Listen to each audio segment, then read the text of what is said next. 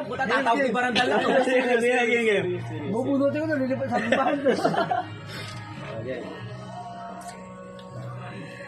Naranasan ko na magmahal. So magmahal ng taong minahal ko na sobra na kahit hindi naman ako ganun kamahal. Yung isinugal ko na yung lahat, yung tila hindi na ako nagtira para sa sarili ko, para maibigay lang yung kaligayahan na gusto niya. Halos nga hindi ko nakilala yung sarili ko para sa kanya.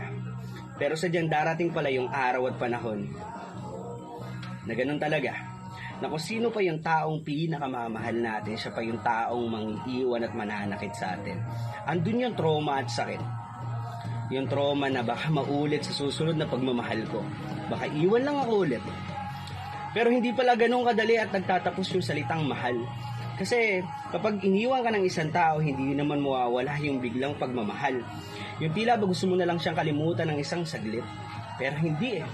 Ganun talaga. Kasi kapag minahal mo, manunuot.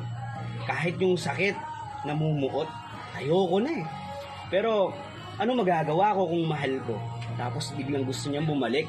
Kahit sobrang sakit ng ginawa niya sa akin, hindi ko alam kung ano yung sapat na dahilan para iwan niya ako. Siguro nga nakahanap siya ng iba na mas hihigit sa akin. Pero binaliwala ako na lang kasi mahal ko siya. Hindi ko alam kung ano ba yung gagawin ko. Bibigyan ko ba ng pagkakataon na muling ibalik yung pagmamahal naming dalawa? Pero may takot. May takot na baka pag minahal ko siya ulit, binigyan ko ng pagkakataon na maging kami ulit, baka maghanap lang siya ulit ng pamalit. Bars. Yeah!